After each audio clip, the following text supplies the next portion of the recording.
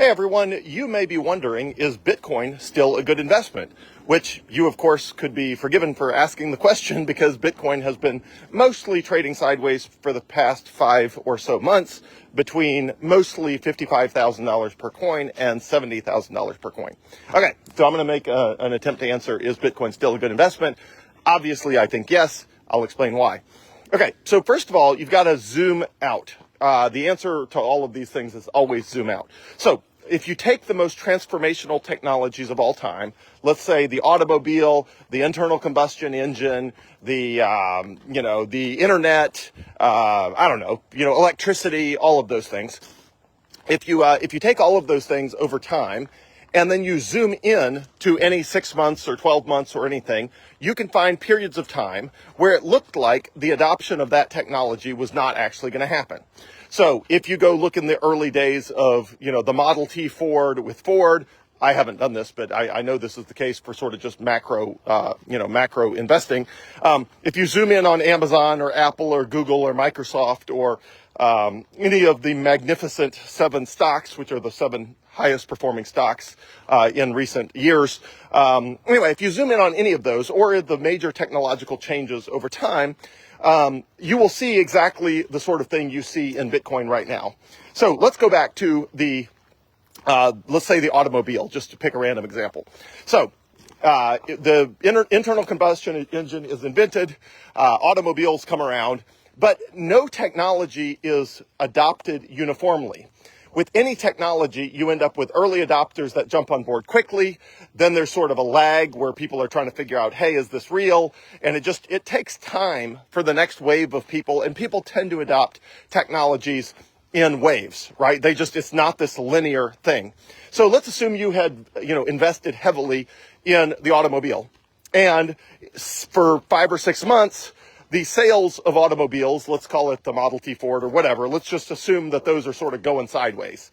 So that may lead you to question your thesis, which is, hey, maybe people are not actually going to adopt automobiles. Maybe we're just going to stick with the horse and buggy indefinitely. Okay, so what do you do in that situation? Well, the thing you don't do is just go look at the price or go look at automobile sales, because if you zoom in on any of that, it's not going to tell you what is going to happen long term. Because again, if you go to any of the highest performing assets or most transformational technologies of all time and you zoom in, you can find 6 months or 12 months or 18 months at a time where it looks like Apple, the company, is not going to make it, or it looks like maybe the internet will never be adopted or whatever. Let's go back to the automobile.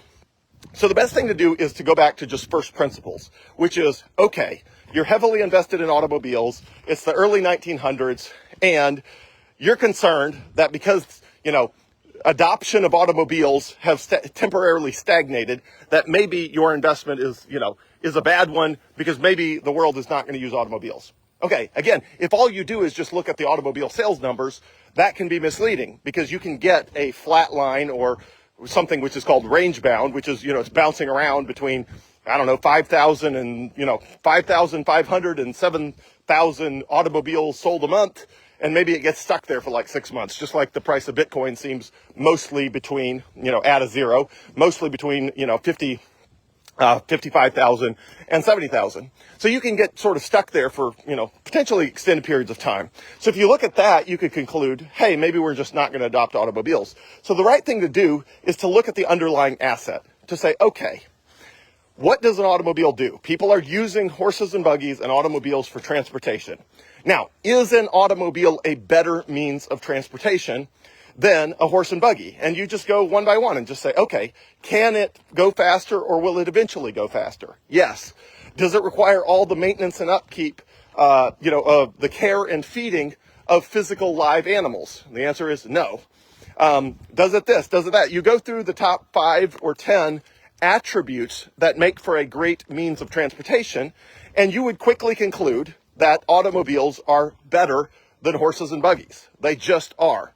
Which means you could conclude, okay, that means eventually the, sale of automobiles will kick back in and people will buy and, move over to automobiles.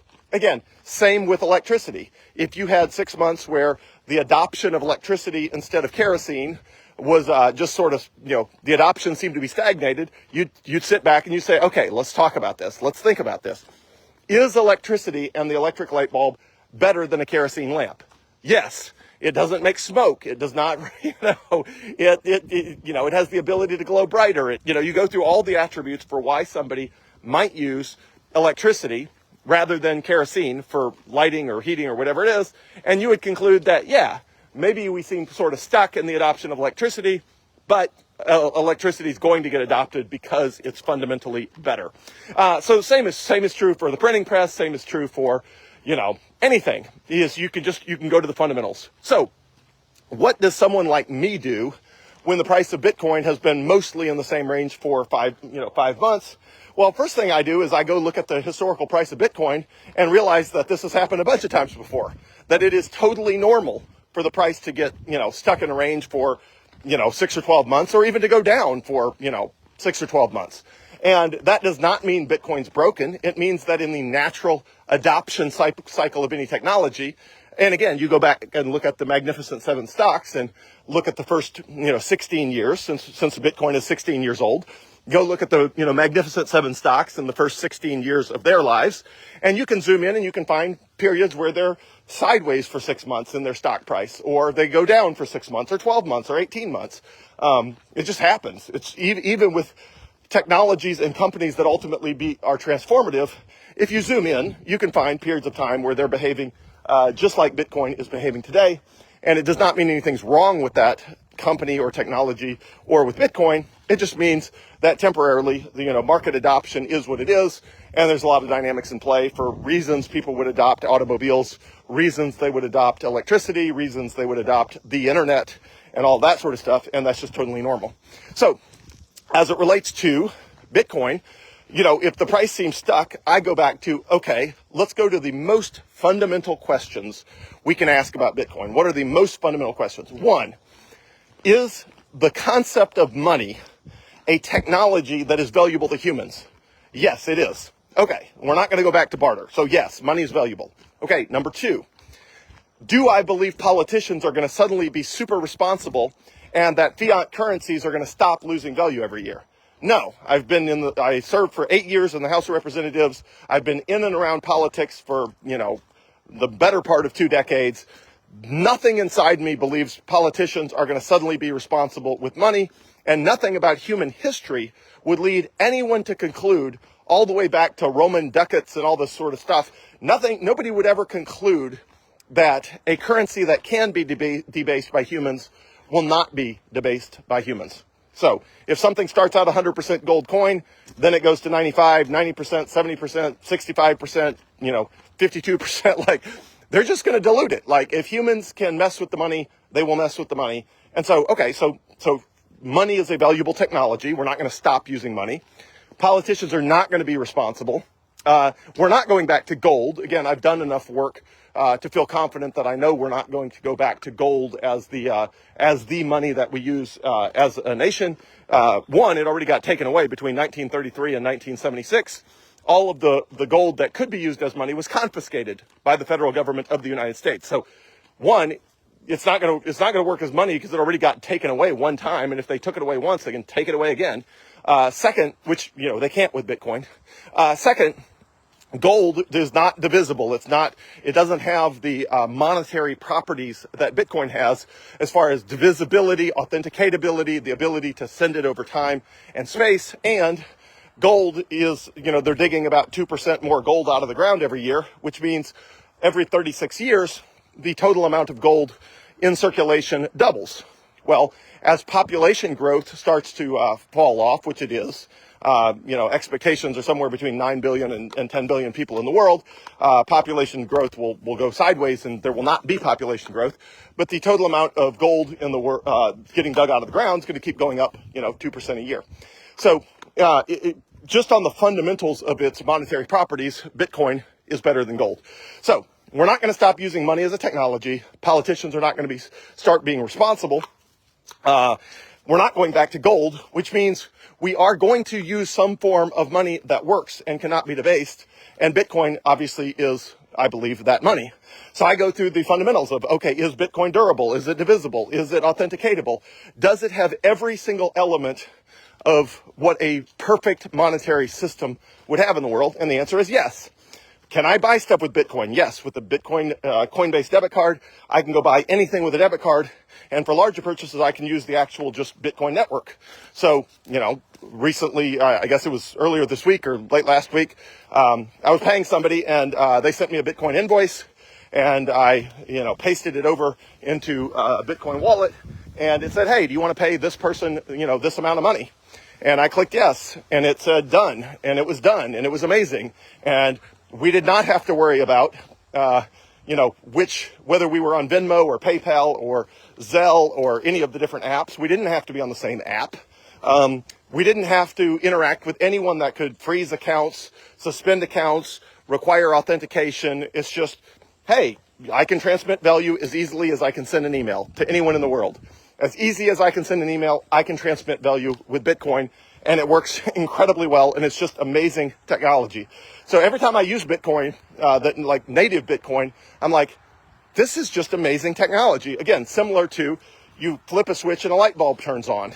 Or you get in a Model T Ford and you drive around and you think, I really, really, really think everybody's going to use this instead of a horse and buggy. Like maybe temporarily they're sort of not. But when you experience the technology yourself and you're like, I'm just really, really, really certain that this is the future. And that's how I feel about Bitcoin. Every time I use Bitcoin, I'm like, there's just no possible way this is not the future monetary system of the world.